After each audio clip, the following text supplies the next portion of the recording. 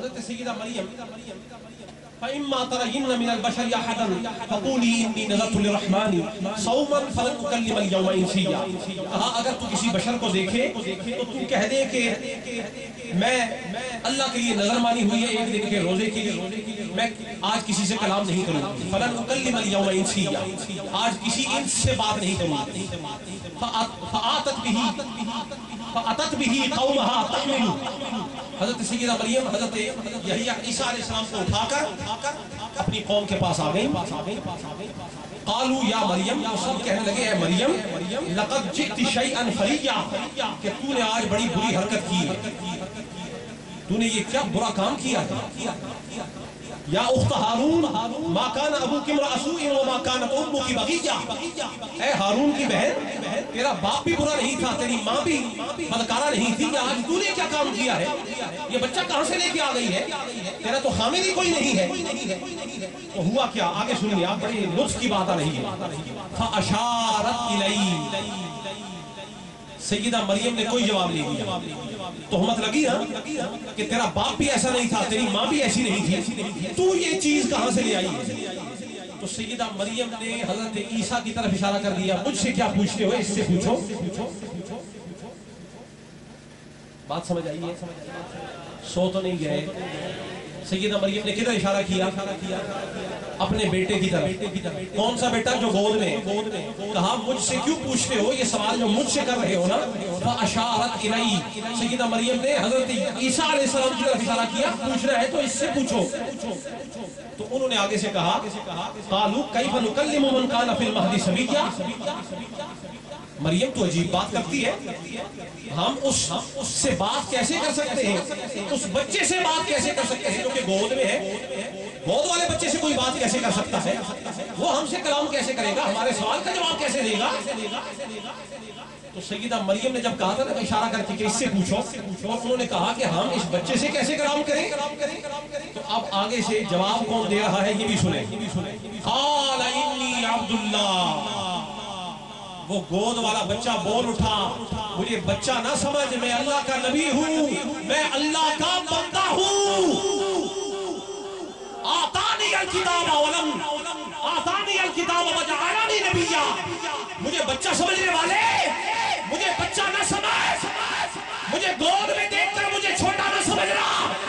تیرے سوالوں کے جواب میں کیسے دوں یہ مجھے پتا ہے، لیکن سن، تیرے سوالوں کا جواب نہیں دیتا، ذرا یہ تو سن کہ میں کون ہوں. میں اللہ کا بندہ ہوں، مجھے کتاب دی گئی ہے، مجھے نبی بنا کر بھیجا گیا ہے. تو میری ماں پہ الزام لگاتا ہے کہ میرے باپ کی بات کرتا ہے. سن، میرا باپ نہیں ہے تو میری ماں کو برا مت کہہ. میری ماں سے کوئی بچہ نہیں آیا، میری ماں سے اللہ کا نبی آ رہا. میں نبی بن کے آیا ہوں، مجھے کتاب دی گئی ہے، مجھے اللہ نے غیب کی خبریں دے کر بھیجا ہے. تو مجھ سے میرا پوچھتا ہے، میری ماں کا پوچھتا ہے. میں تو تیرے اگلے پچھلوں کی خبریں دینے والا ہوں. نبی غیب کی خبریں دینے والا ہے. میں تو جو تیری بات چھپی ہوئی ہے اگر چاہوں تو اس سے پردے اٹھا دوں. حضرت عیسیٰ علیہ السلام نے کہا اوصانی بالصلاۃ والزکاۃ ما دمت حیا، جب تک میں زندہ ہوں مجھے نماز کا حکم دیا گیا ہے، مجھے زکوٰۃ کا حکم دیا گیا ہے. اب بات ختم ہو گئی. آخر میں انہوں نے کہا وَبَرًّا بِوَالِدَتِي وَلَمْ يَجْعَلْنِي جَبَّارًا شَقِيًّا، اور مجھے اپنی والدہ کا خدمتگار بنایا گیا ہے اور مجھے سرکش اور بدبخت نہیں بنایا گیا. جباراً شقیہ، مجھے شقی نہیں بنایا گیا، سخت دل نہیں بنایا گیا. اب جس بات کو سمجھا رہا ہوں، وَالسَّلَامُ عَلَيَّ يَوْمَ وُلِدتُّ. آپ جب محفل میلاد کرتے ہیں آخر میں کیا ہوتا ہے؟ میں آپ کو ساری باتیں بتا کے آ گیا ہوں، میں نے آج کوئی شے چھوڑی نہیں ہے میلاد والی. آپ سن رہے ہیں نا؟ پہلے تلاوت، پھر قرآن کریم، یہ قمقمے، یہ چٹائیاں، یہ خیمے، شامیانے، لائٹنگ، مجلس، لنگر، ہر چیز میں نے بتا دی. اب آخر میں کیا ہوتا ہے؟ کھڑے ہو کے سلام پڑھتے ہیں. کیا پڑھتے ہیں؟ تو عیسیٰ علیہ السلام کی ولادت ہوئی، آپ اپنے بچپنے میں جواب دے رہے ہیں انکار کرنے والوں کو اور کہہ رہے ہیں والسلام علیہ، مجھ پر سلام ہو، یوم ولدت، جس دن میں پیدا ہوا. جس دن میں، معلوم یہ ہوا کہ جس دن نبی پیدا ہو اس دن سلام پڑھا جاتا ہے. اس دن یوم ولدت، جس دن میں پیدا ہوا اس دن مجھ پر سلام ہے، اور جس دن نبی پیدا ہوا اس دن سلام ہے، اور جب اس کے میلاد کا ذکر ہوگا تب سلام پڑھا جاتا ہے۔ میں آپ کو پوری مجلس سے لے کے یہاں تک پہنچایا ہوں، اس دن سلام پڑھا جاتا ہے۔ وَيَوْمَ أَمُوتُ، اور جس دن میری موت ہوگی اس دن بھی مجھ پر سلام۔ وَيَوْمَ أُبْعَثُ حَيًّا، اور جس دن اللہ مجھے قبر سے اٹھائے گا میرے اوپر اس دن بھی سلام ہے۔ معلوم یہ ہوا جو نبی پر سلام نہیں پڑھتے وہ عقیدہ انبیاء سے خالی ہے، انہیں نبی کا عقیدہ نہیں پتا۔ نبی جس دن آتا ہے سلام، نبی جس دن جاتا ہے سلام، اور نبی جس دن اٹھایا جاتا ہے اس دن سلام پڑھا جاتا ہے۔ نبی پر ہر وقت سلام ہوتا ہے، تم نہیں پڑھتے تو نہ پڑھو، ہم عاشق سلام پڑھنے کے لیے کافی ہے۔ ویسے بھی منکروں کا سلام تو جاتا ہی نہیں ہے، دیوانوں کا سلام جایا کرتا ہے۔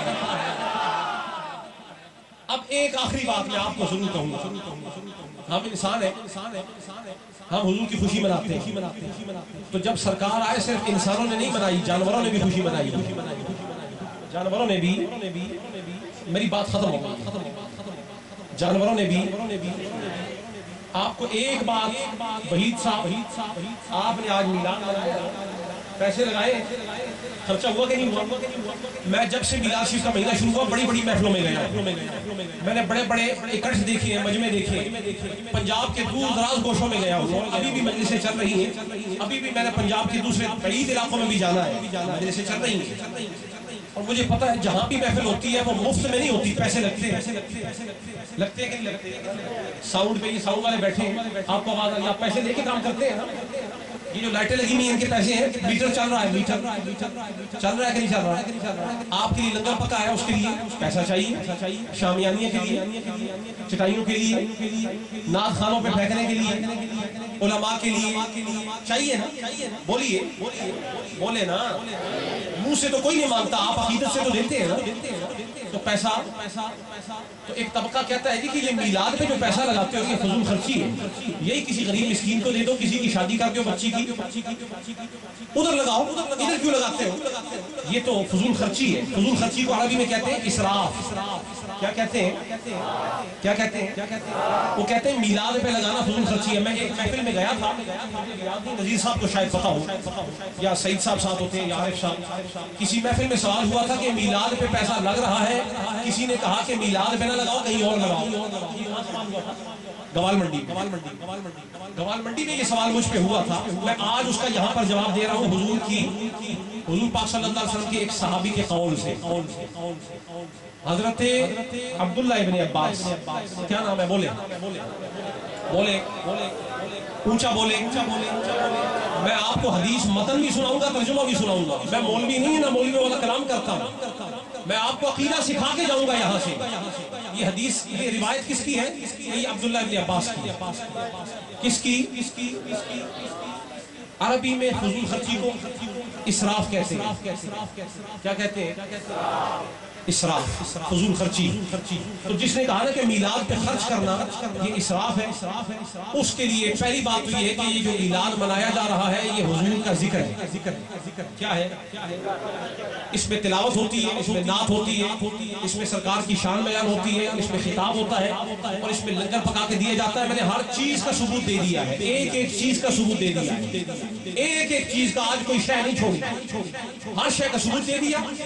تو جب سارا کچھ ہی مصطفیٰ کے لیے ہوتا ہے تو جو کام مصطفیٰ کی خوشی اور خدا کی رضا کے لیے ہو، مجھے بتائیں وہ کام جائز ہے کہ ناجائز؟ بولیے۔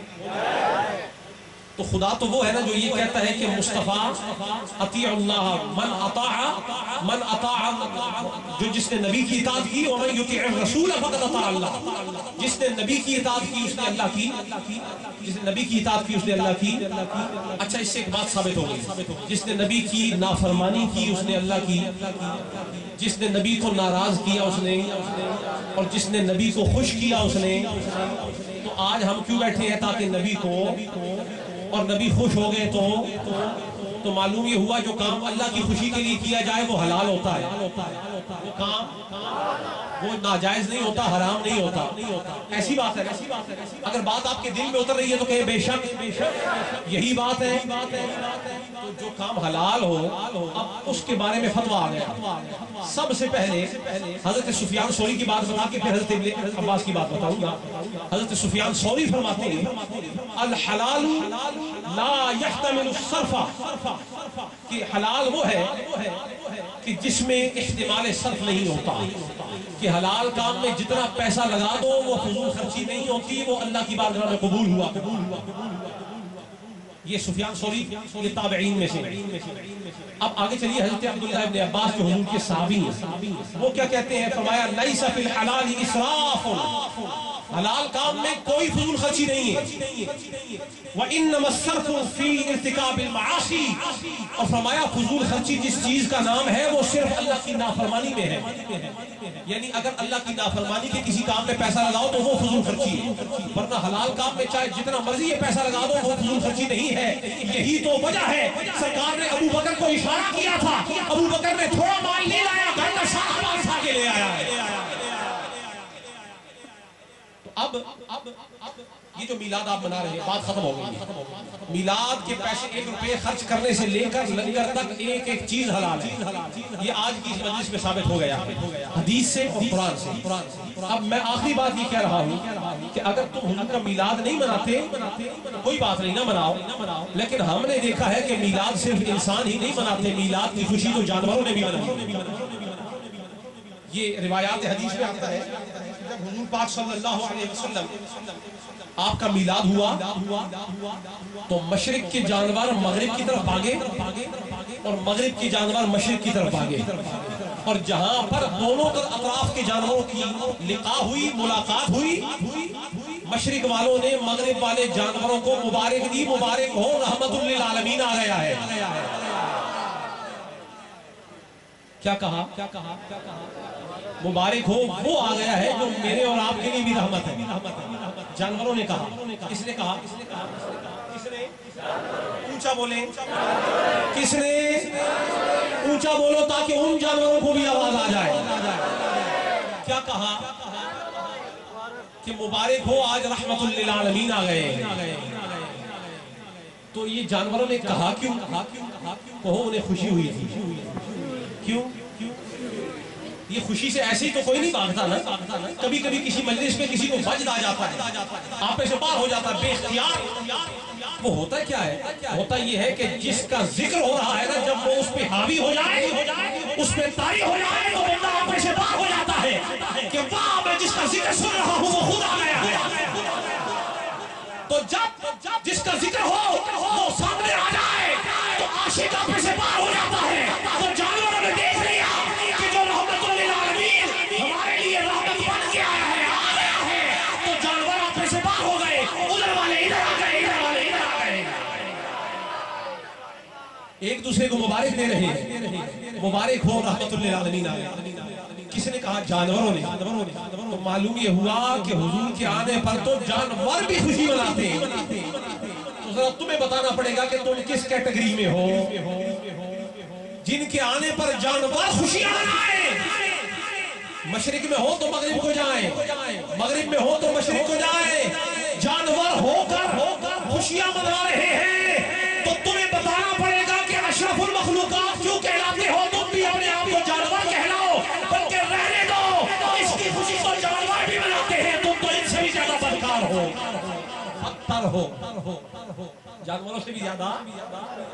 قرآن میں اللہ کہہ رہا ہے اولئک کالانعام بل ہم اضل. یہ لوگ جانور نہیں بلکہ جانوروں سے بھی نیچے کے، ان سے بھی زیادہ گمراہ، ان سے بھی زیادہ. جانوروں کو اتنی سمجھ تو ضرور ہے نا کہ مصطفیٰ آئے، اتنی سمجھ تو تھی نا کہ حضور آئے. ان کو تو یہ بھی سمجھ نہیں ہے کہ حضور آئے. تو معلوم یہ ہوا کہ ان سے تو وہ جانور اچھے ہیں کہ جو سرکار کی خوشی میں یہاں سے یہاں بھاگ رہے ہیں. یہ جو دیوانے میلاد مصطفیٰ کی مجلس سجانے کے لیے 2 دن 3 دن پہلے تیاریاں شروع کر دیتے ہیں. 4 مہینے پہلے تیاریاں بھاگے پھرتے ہیں. ہر بندے کو اطلاع دیتے ہیں فلاں صاحب آپ بھی آنا، فلاں صاحب آپ بھی آنا. کبھی اس کے دروازے پہ، کبھی اس کے دروازے پہ. معلوم یہ ہوا جسے کسی سے پیار ہوتا ہے وہ پھر ٹک کر نہیں بیٹھا کرتا. جب اس کے آنے کی بات ہوتی ہے تو اپنا گھر بار چھوڑ کر نکل جایا کرتے ہیں. تو یہ کام تو جانور بھی جانتے ہیں. تمہیں انسان ہو کر مصطفیٰ کی عظمت کو جاننا پڑے گا. جانور بھی جانتے ہیں۔ اب ایک بات آپ کو میں سرکار کے بچپن کی بتا کر اس کے ساتھ کھڑے ہو کر سلام پڑھیں گے اور پھر دعا کر کے آپ کو اجازت دیں گے۔ یہ آج واقعہ وہ سنانے لگا ہوں کہ جو آپ نے پہلے نہیں سنا، جن کا میلاد منا رہے ہیں ذرا ان کے بچپن کی بات ہو جائے گا تھوڑی سی، ان کے بچپن کی۔ حضور پاک کے ایک صحابی گزرے ہیں ہندوستان میں، اور یہ حضور کے اغلباً معلوم جو ہندی صحابی ہیں نا ہندوستان کے، ان میں سے ایک ہی ہے، اور ان کا نام ہے بابا رتن ہندی۔ کیا نام ہے؟ یاد رکھیں، بابا، ان کی عمر کوئی 700 سال کے قریب ہوئی ہے۔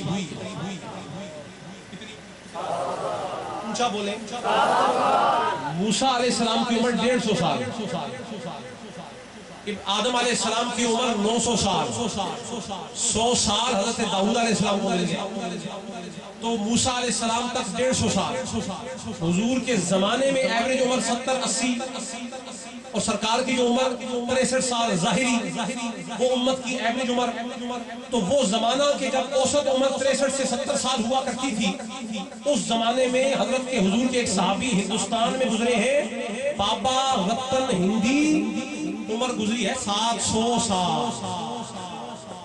کتنی؟ اور یہ ہندوستان میں حضور کے واحد صحابی ہیں جو معلوم ہے۔ یہ رہنے والے ہیں ہندوستان کے ایک گاؤں جس کا نام ہے بٹھنڈا۔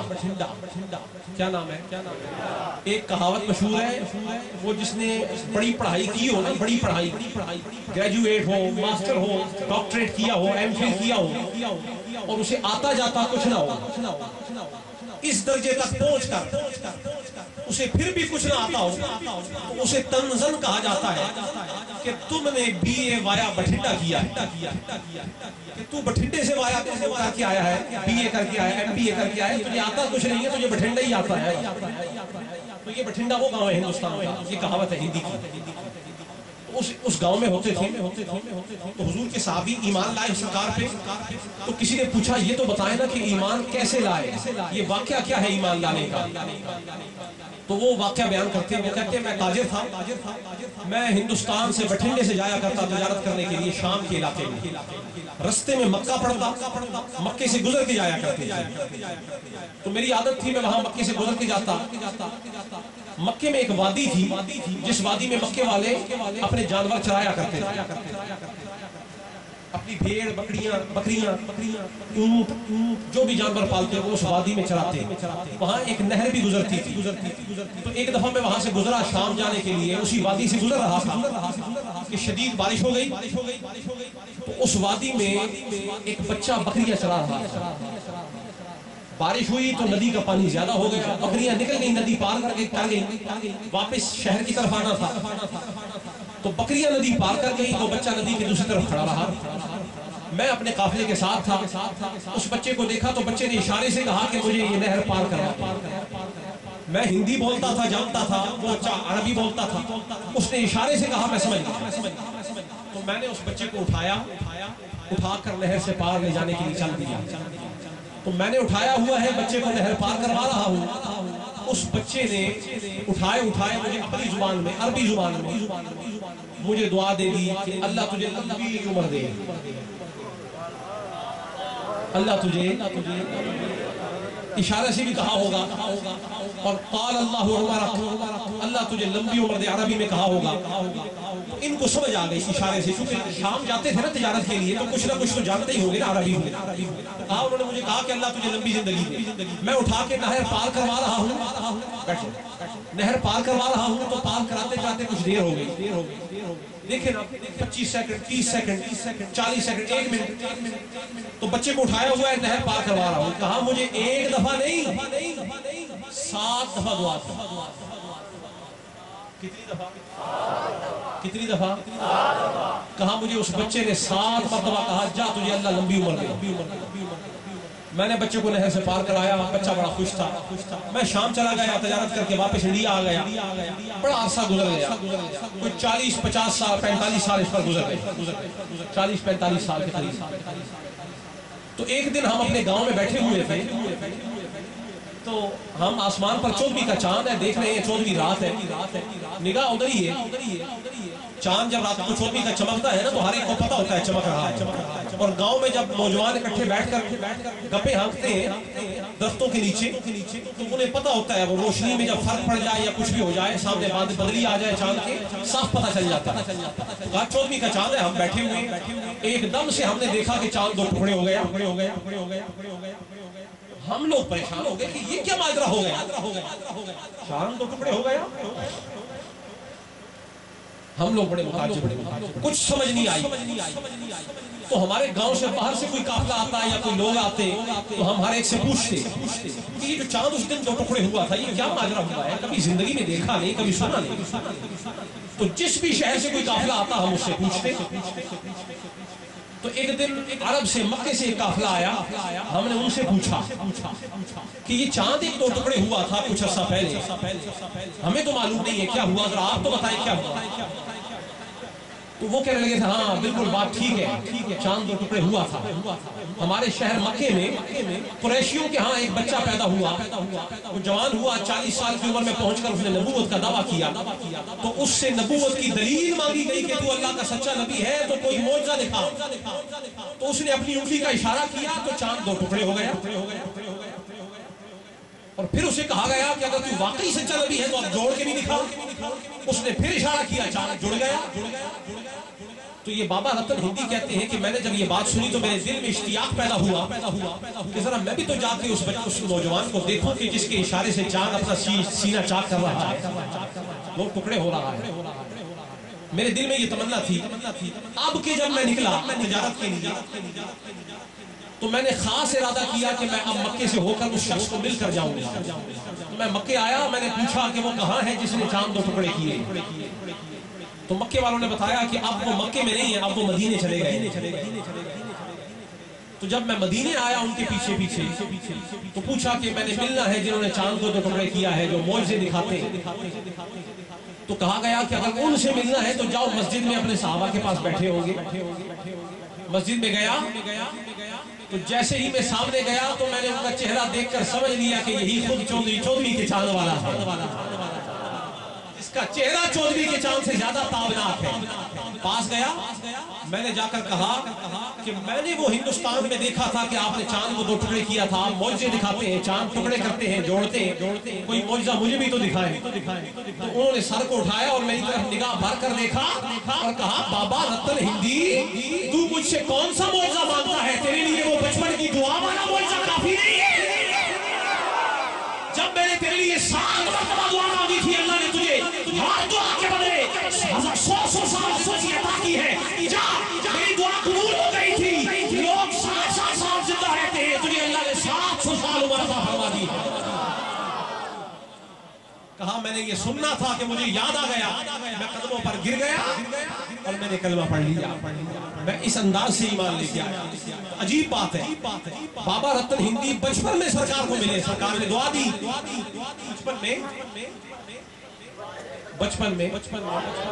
سنیں، آج کوئی بچہ ہو تو اسے 40 سال پرانی بات یاد نہیں ہوتی جی۔ تو پہلے میں نے آپ کو عیسیٰ علیہ السلام کا بچپن بتایا کہ گود میں کہہ رہے ہیں کہ مجھے بچہ نہ سمجھ، میں اللہ کا نبی ہوں، مجھے کتاب دی گئی ہے۔ تو عیسیٰ کے امام نے بچپن میں بابا رتن ہندی کو دعا دی، ابھی نبوت کا ظہور نہیں کیا، اعلان نہیں کیا، ابھی بتایا نہیں کسی کو کہ میں نبی ہوں۔ یہ کون ہے کہ جو بچپن میں لب ہلاتا ہے تب بھی باتیں بن جاتی ہیں؟ یہ کون ہے کہ بچپن میں جس کی دعا قبولیت کے اس انداز پر فائل ہو جاتی ہے؟ اور حضور نے یہ دعا مانگی تھی بچپن میں۔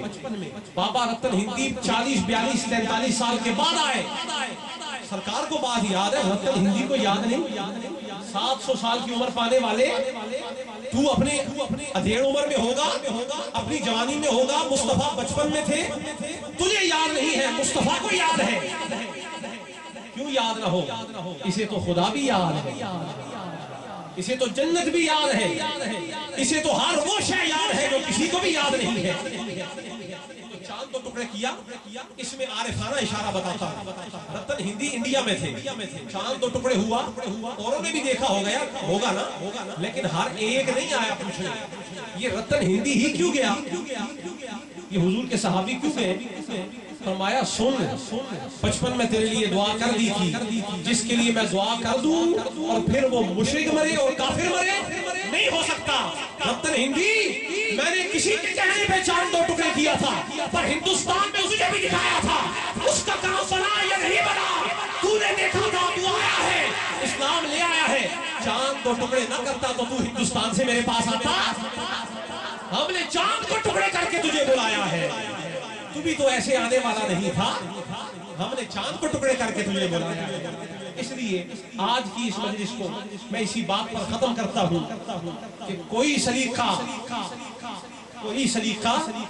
है आरज़ू का, न बंदगी कोई बंदगी है, ये सब तुम्हारा करम है। आप